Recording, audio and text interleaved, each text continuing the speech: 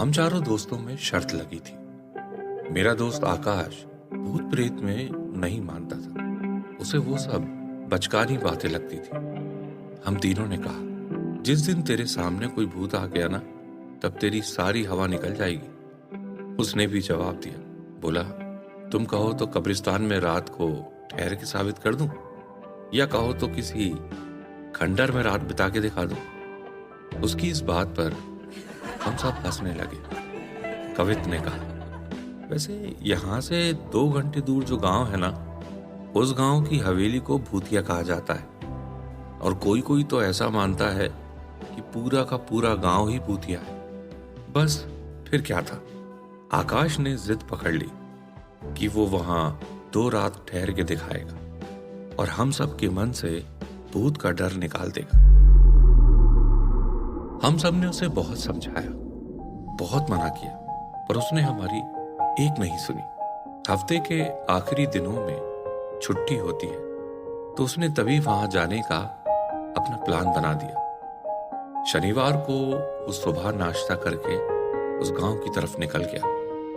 वहां जाकर उसने वहां के सरपंच से 2 दिन के लिए उस हवेली में रहने की इजाजत मांगी। उस गांव के सरपंच ने भी उसको बहुत समझाया, पर उसने उनकी भी एक नहीं सुनी।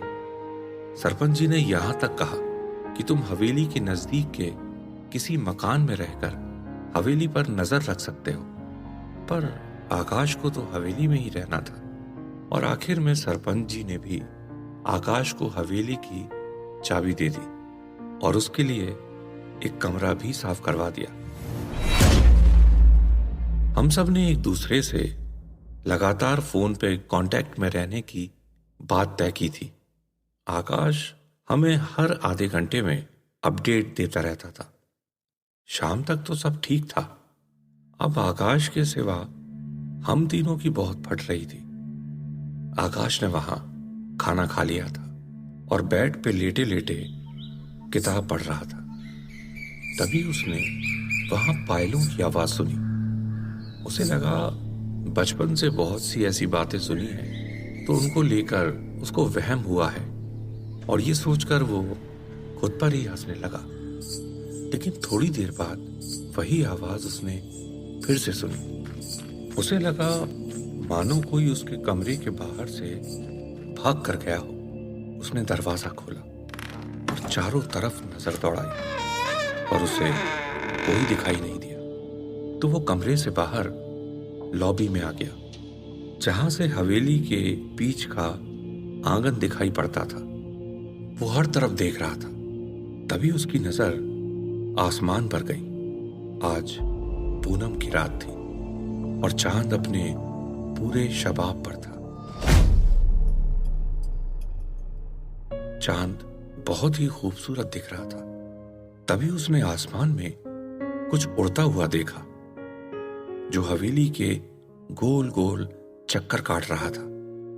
वो कुछ सोच पाता उससे पहले ही वो उड़ता हुआ साया सीधा आकर आकाश जहां खड़ा था उसके दूसरे छोर पर आकर रुक गया।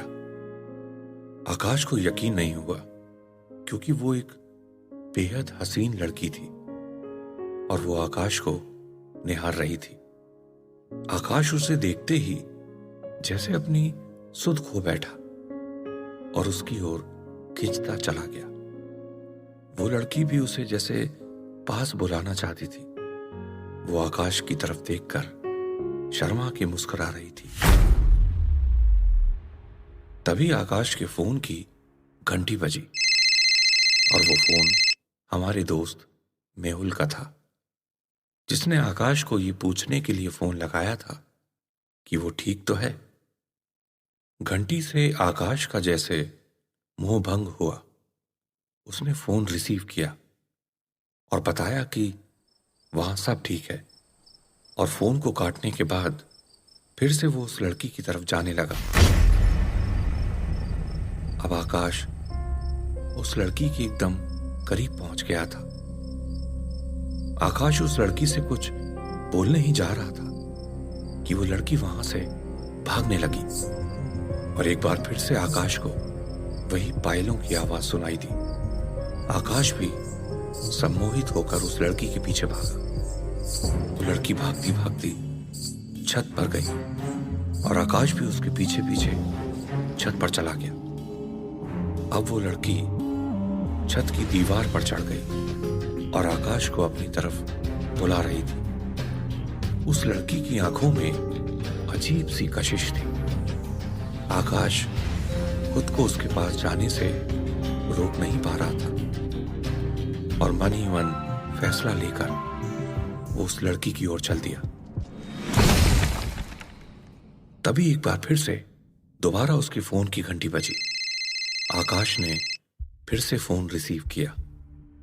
बार बार फोन की घंटी बजने से और लड़की उसके रंग में भंग पड़ता देख बहुत गुस्से में दिख रही थी।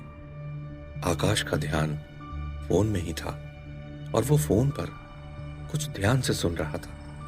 अब लड़की की आंखें गुस्से से लाल होने लगी। उसके चेहरे पर बहुत सख्त भाव थे। धीरे धीरे वो एक खूबसूरत लड़की से भयानक चेहरे वाली डायन बन गई। उसकी आंखों में अब बहुत गुस्सा दिख रहा था। उसके पूरे बदन पर कई जगह खून जमा हुआ था। आकाश अब भी फोन पर बात कर रहा था कि अचानक वो लड़की एकदम से उसके सामने आ गई और उसे देखते ही डर के मारे आकाश के हाथ से फोन गिर गया। वो आकाश को ऐसी हालत में देखकर जोर जोर से हंसने लगी और उसके इर्द गिर्द उड़ने लगी।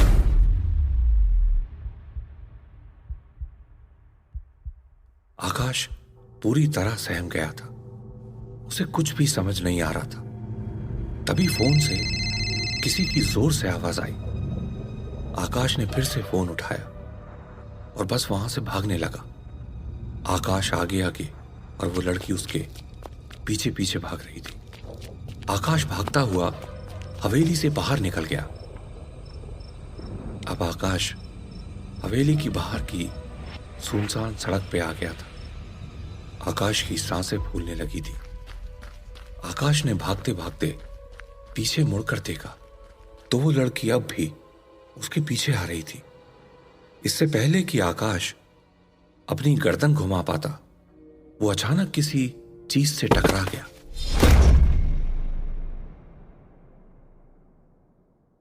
उसने देखा तो वो एक खूबसूरत नौजवान था और उसके साथ एक बूढ़ा आदमी भी था। आकाश ने उन दोनों से मदद की गुहार लगाई।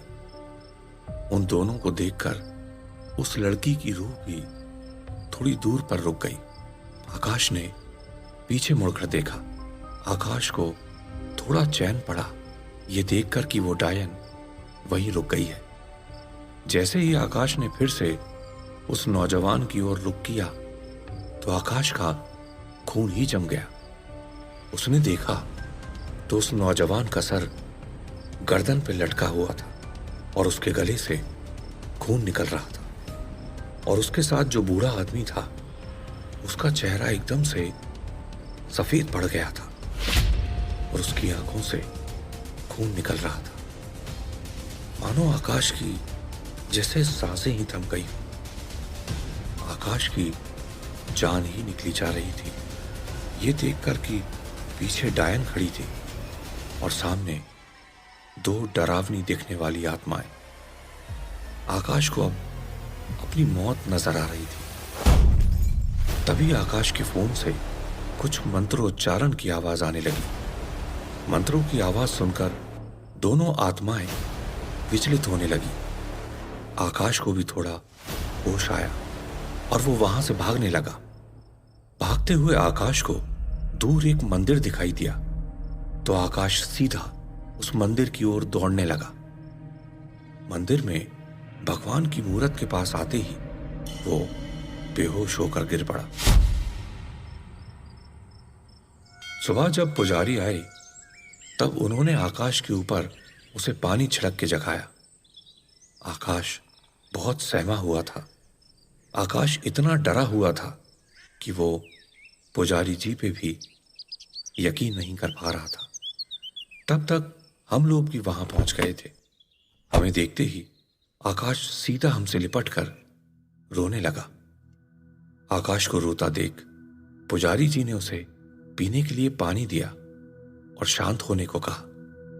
जब ये बात गांव के सरपंच जी को पता चली तो वो भी गांव के कुछ लोगों के साथ मंदिर आ गए। आकाश को चाय पिलाई और अब सब लोग उसकी ओर देखने लगे। कल रात हवेली में क्या हुआ था ये जानने के लिए सब उत्सुक थे। आकाश ने एक गहरी सांस ली और कल रात का सारा वाकया सुनाया। गांव वालों को यकीन नहीं हो रहा था कि आकाश बच कैसे गया। तभी मैंने बताया कि हमने तय किया था कि आकाश के साथ फोन पे निरंतर कांटेक्ट में रहेंगे। मुझे डर था कि कहीं आकाश के साथ कुछ बुरा ना हो जाए, इसलिए मैंने एक पंडित जी से बात करके उसका तोड़ निकाल रखा था कि अगर कुछ अनहोनी होने लगे तो हमें क्या करना चाहिए। और पंडित जी ने ही मुझे कुछ मंत्रों के जाप बताए थे। वो तो अच्छा हुआ कि मेरा सही समय पर फोन लग गया और आकाश को सुनाने के लिए मैंने तुरंत ही मंत्रों का रिकॉर्ड बजाना शुरू कर दिया था। आकाश और हम तीनों दोस्तों को जानना था कि ये सब कौन थे और क्या हुआ था उनके साथ। तभी गांव के एक बुजुर्ग ने बताया कि 5 साल पहले इस हवेली में एक दुल्हन अपने सपने लेकर आई थी। वो दुल्हन बहुत खूबसूरत थी। हवेली के मालिक जीवन सेठ का बेटा संतोष नामर्द था। उसकी मां तो बचपन में ही मर गई थी। जीवन सेठ ने अपनी खानदान की इज्जत दिखाने के लिए एक गरीब पर खूबसूरत लड़की से संतोष की शादी कर दी थी। वो लड़की एक अच्छे खानदान से थी, इसलिए अपना दुख किसी को सुना भी नहीं पाती थी और उसने गांव के किसी भी शख्स से अपना दुख साझा नहीं किया था। धीरे धीरे वो आस पड़ोस की सब औरतों से घुल मिल गई थी। शादी को 1 साल होने को आया था तो अब सब औरतें दुल्हन को छेड़ रही थी कि कब वो मां बनेगी। औरतों की ये बातें जीवन सेठ के कानों तक भी पहुंच गई थी और उन्होंने ठान ली थी कि संतोष तो उन्हें पोता नहीं दे सकता, इसलिए उन्हें ही कुछ करना पड़ेगा। एक रात वो संतोष को समझा बुझाकर खुद उस दुल्हन के कमरे में आ गए। उस लड़की को उनके चेहरे से उनके इरादों को समझते देर नहीं लगी और वो लड़की सीधा वहां से भागकर रसोई में पहुंच गई। जीवन सेठ भी उसके पीछे भागे। दुल्हन ने बहुत मिन्नतें की पर वो मानने को तैयार नहीं थे। जीवन सेठ उस दुल्हन के जैसे ही नजदीक आने लगे, दुल्हन ने एक चाकू उठा लिया और उन पर कूद गई और उस नजर पर वार करने लगी जो उस पर बिगड़ी थी। दुल्हन ने अपने ससुर की आंखें फोड़ दी थी। जीवन सेठ चिल्लाते रहे। उनकी आंखों से बहुत खून बह रहा था। दर्द के मारे वो थोड़ी ही देर में बेहोश हो गए। उनकी चीखें सुनकर संतोष वहां आ गया। उसने देखा तो उसके पिताजी की आंखें फूट चुकी थी और दुल्हन के हाथ खून से रंगे हुए थे। ये देखकर संतोष को बहुत गुस्सा आया और वो दुल्हन को मारने के लिए उस पर झपट पड़ा। वो चीखती रही और संतोष को समझाती रही कि ऐसा क्यों हुआ, पर संतोष उसे बेरहमी से पीटा जा रहा था। संतोष ने गुस्से में दुल्हन के बाल नोच लिए। जब दुल्हन से संतोष की दी हुई मार सहन नहीं हुई तो उसने बाजू में पड़ी कुल्हाड़ी उठाई और गुस्से में संतोष पर चला दी। उस कुल्हाड़ी के वार से संतोष का सर एक ही झटके में अलग हो गया। दुल्हन के पास अब जीने की कोई वजह नहीं थी तो वो छत पे गई और वहां से कूदकर उसने खुदकुशी कर ली और तभी से वो हवेली भूतिया बन गई है।